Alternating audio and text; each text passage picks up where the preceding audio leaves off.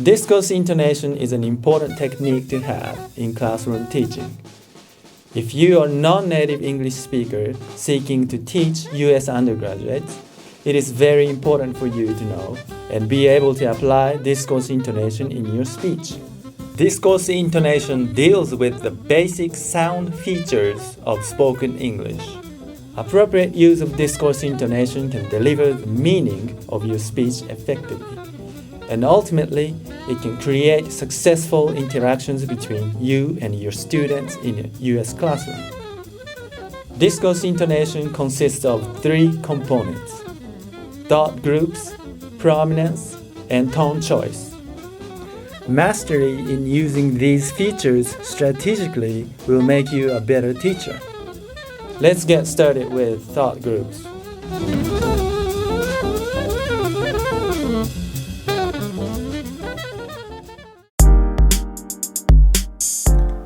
Thought groups are meaningful groups of words separated by pauses. For instance, today we'll talk about chemical reactions. To determine what type of reaction we have, we look at the change in temperature of the surroundings. Each thought group is separated by a double slash, which signals a pause. If thought groups are fragmented, listeners will have a really hard time extracting meaning, and they will struggle to process the concepts. Here are 2 examples of fragmented uses of thought groups. Today, we'll talk about chemical reactions. To determine what type of reaction we have, we look at the change in temperature of the surroundings. If heat is absorbed, then it's an endothermic reaction. For example, the melting of.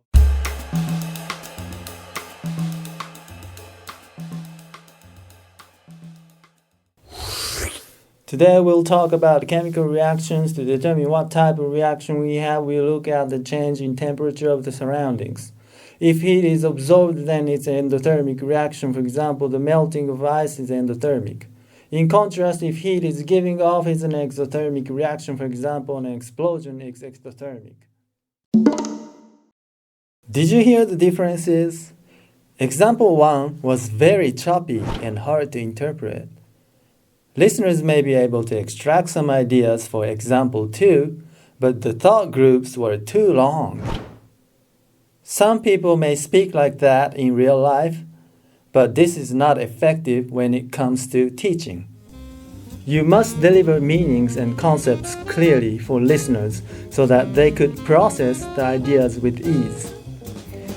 You don't want your speech to be choppy or without pauses.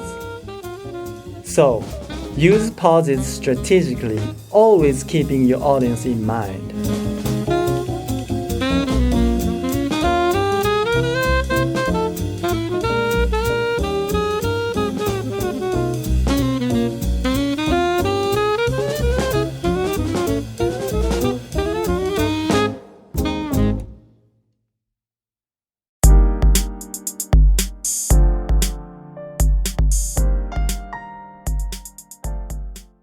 Prominence is an emphasis on words and meaning that highlights important information in each thought group.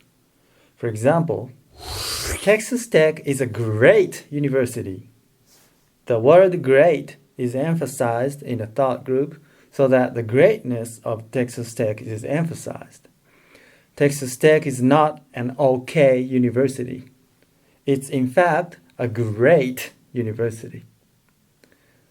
Prominence is displayed in capital letters, and it is produced with a voice quality that is louder, slower, and higher in pitch. There are 4 principal applications to prominence. The first application is applied to the last meaningful word in a thought group. Meaningful words are words that can stand on their own, like university, read, great, and what. Words like in, on, and, to, and of are not meaningful words. Here's an example. Today we'll talk about chemical reactions. Chemical reactions is a meaningful word and appears at the end of a thought group. The second application is applied to new information that you address. Here's an example. To determine what type of reaction we have, the audience will have no idea what the main topic of your presentation is until you say it and they hear it. Type will be the main topic of this presentation, and this will be the new information to the audience. The third application is applied when you contrast information.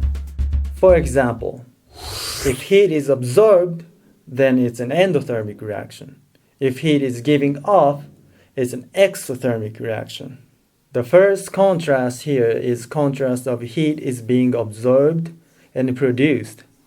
Therefore, prominence is applied to absorbed and off. The second contrast is the contrast between the prefixes of endothermic and exothermic.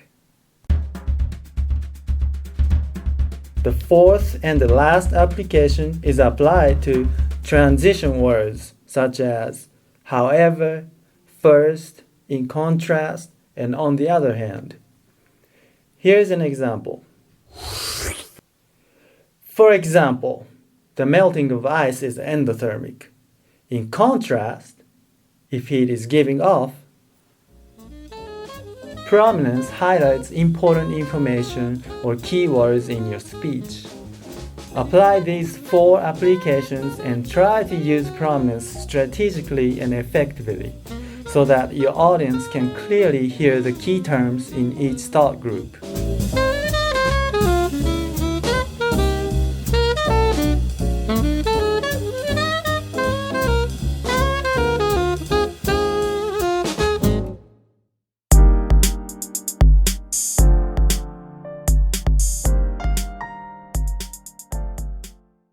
Tone choice gives listeners a signal as to whether a thought or idea is continuing or finished.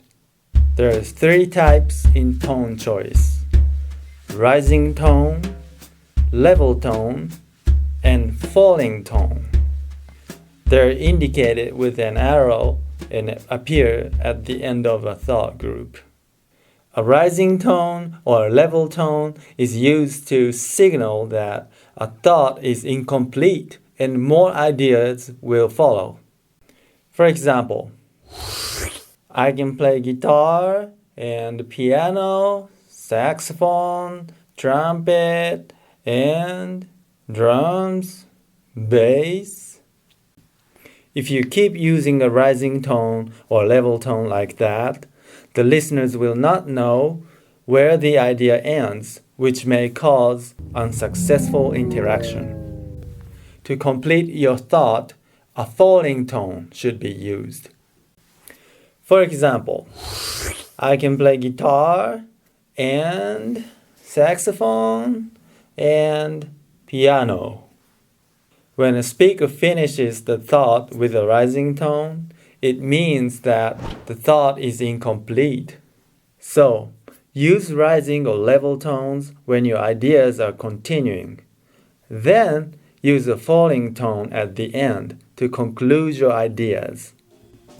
Remember to use these tones in balance and avoid predominantly using one tone over others.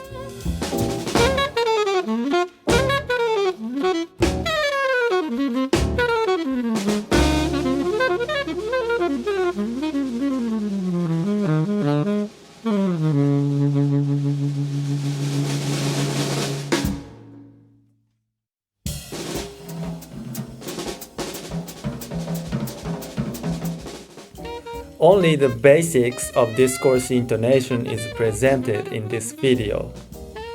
For more information, read English Communication for International Teaching Assistants. Thank you for your attention, and start practicing discourse intonation in your everyday speech and, of course, your presentations.